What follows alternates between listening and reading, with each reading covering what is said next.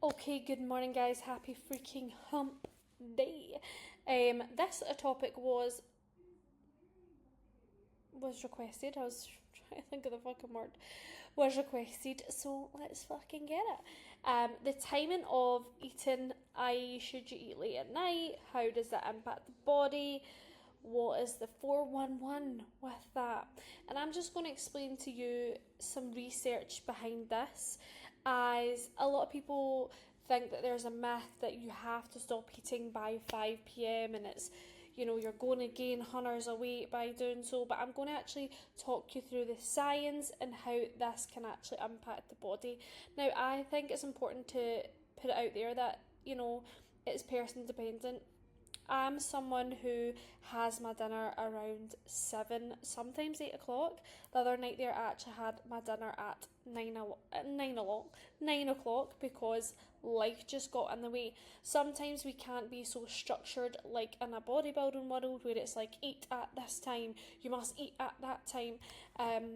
Sometimes that is just life, and time just goes away from us. So it's important that I do think it is good for you to have like a kind of eating routine, I eating every 3-4 hours, because when you leave it too long, I don't know if anyone's ever experienced this, but when you leave it like 7-8 hours, you can actually experience things like bloating, digestion issues, gut issues, because you're leaving too much of a window between each meal. So it's really important to try and create a routine for yourself which you can fit into like your shifts and kids and training and all of that. So it's trying to maybe give it like 3 to 5 hours max in between each kind of meal. And something I always like to say is I'll have clients who'll be like, I can't eat in the morning, and that's absolutely fine. So for example, on a rest day, I always try and prolong my first meal because I'm more hungrier later on in the day when it comes to rest days. So it is doing stuff like that, but it's different when you're maybe fasting till say 4 o'clock. Say, it's different if you're just pushing it back a few hours. But if you're someone that struggles to eat first thing in the morning, it's like start small. Like, don't think, oh my god, I really struggle. Tomorrow I'm going to have a big massive bowl of oats. Like, you're going to struggle. So what I always say is start small. It could be starting with an apple first thing in the morning, or a Squares bar, or a bit of banana, and then your body will start to get used to that. Your body clock will start to get used to that, and your appetite, like your body will then go looking for that first thing in the morning. Okay, so let's discuss how timing affects things. Now, as I says, as person dependent, everyone's got different lives, everyone's busy in their own lives. It depends, shift work, childcare, kids, family, travel, shifts, all of that, right? So this is just recommended.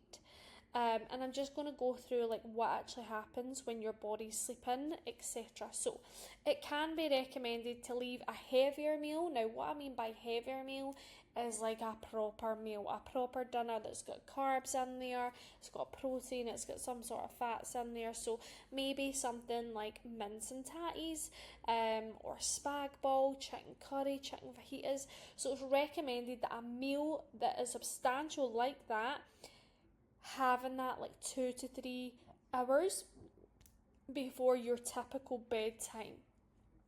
Now, why is this? Is just going to allow digestion, which also will help, like digestion of that meal, which also will help you have better sleep quality. Okay, so if you think about it, your body's active throughout the day. So when you're eating, your body's ability to digest food is going to be more efficient than when you are at rest. And we know that when we are sleeping, we are resting, right?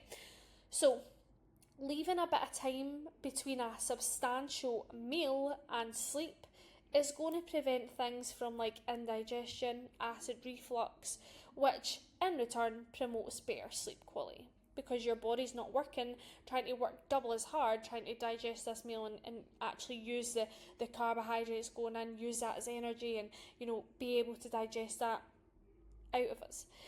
So when you are sleeping, your metabolism will slow down during the night. So if you're having like a heavy carb and fat meal right before bed, again, it's just slowing down that rate in which that is going to be digested and then utilised. Okay, so having, when it comes to like all the science things behind it, like why has that got watermarks through it? We don't like that picture. So when it comes to like blood sugar, so basically when you have carbohydrates going in, basically what your body does is it uses that, it forms into glucose and it uses that as energy, sends it to the muscles, uses that as energy. However, when our body becomes insulin, like sensitive to insulin, it doesn't utilize it. Instead, it actually stores it as body fat, and that can be what happens at night time. So, for example, if you have a heavy carb meal, that's going to spike the blood sugars, meaning that your body becomes more sensitive to glucose. So, if you're going to bed with a high blood sugar level, it's going to make it harder for your body to distribute that glucose, so distribute those carbohydrates and break them down and using it as energy, because that is the process of carbs. We take carbs in, our body understands what to do with it, it breaks it down, it distributes it as my battery's going to die. It distributes it as I'm going to put. Okay, we are back on. I was at 4% there and it was going all funny. So yeah, as I was saying, basically when you intake carbs, your body breaks that down and uses that as energy. However, when you're sleeping is there for repair, it is there for resting, it is there for like recharging the batteries basically. It's not, your body's not sleeping to digest food, if that makes sense. So instead of using it as energy, it stores it as fat. Okay, so this can be why sleep, if your sleep quality is poor or if you're not getting enough sleep, this can be why, because your body, it's not why, because there's lots of reasons why sleep can impact everything, but let me pause. Sorry, I had to fucking reset my thoughts here. So this can, as I say, right, and we've spoken about sleep before, sleep can, if you have shit sleep, it can impact so much, right? So if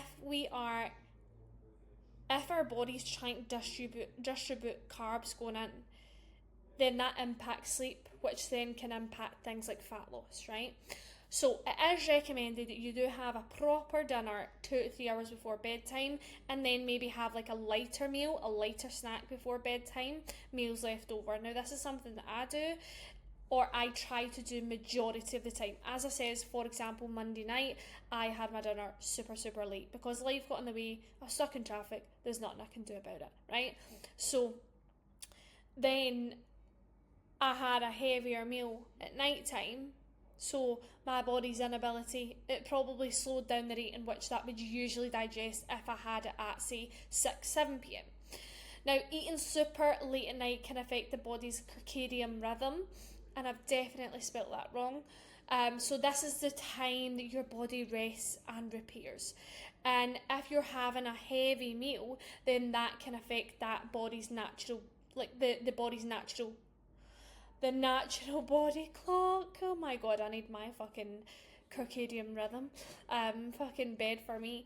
But yeah, so as you can see how it actually impacts it, basically if you're eating super late at night, it affects the body's circadian rhythm. That time is when your body's looking to rest and repair. It's not looking to sit and digest meals out. So as I says, it will then disrupt that natural clock. So when you eat, your body temperature rises during sleep. When that rises, it slows down the process of melatonin. So that can then lead to restful sleep, repair, and restful periods throughout the sleep, which we know that then can impact fat loss, it can then impact muscle growth, etc, etc.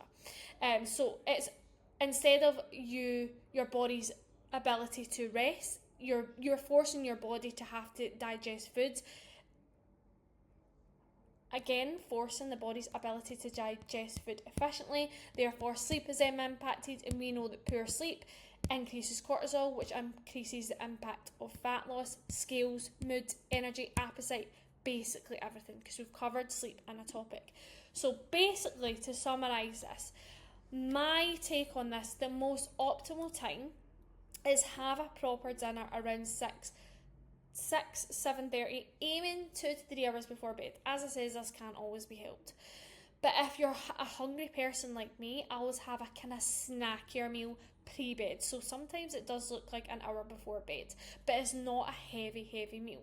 So maybe things like a yogurt bowl with fruit, dark chocolate, nuts, berries and dark chocolate, maybe like a Ninja Creamy, making a wee ice cream out of like whey and yogurt or milk, things like skinny popcorn, berries, nuts, as I says, just something a little bit lighter on the gut, and it's not going to then impact the science behind it all. So obviously I know people don't really care about the science and how things work, but yeah, having a heavy carby higher fat meal pre-bed is just going to slow down, and result it's just going to slow down digestion, which then can long term potentially impact the rate of fat loss. Now everyone is different, everyone has different metabolisms, everyone's bodies work differently, but if you feel like this is something that, I'm not saying that you need to stop eating at 5 p.m. Absolutely not. I wouldn't do that, so I would never ask a client to do that. I'm just saying that this is how it can potentially impact your body. It just slows down digestion when your body just wants to sleep, rest and repeat at that point. So if we are putting in carbohydrates pre-bed, we're only causing sleep to be affected, and we know that good adequate sleep helps with things like fat loss. Okay, so hopefully my fucking brain went mind numb. I definitely need my bed, guys, but hopefully that helps. Hopefully you can get a good feel for what I mean by this. So yeah, have a proper meal around our usual kind of dinner time, and then you can obviously have like a lighter meal pre-bed. Okay, any questions, any issues on this, just let me know. But happy freaking Wednesday.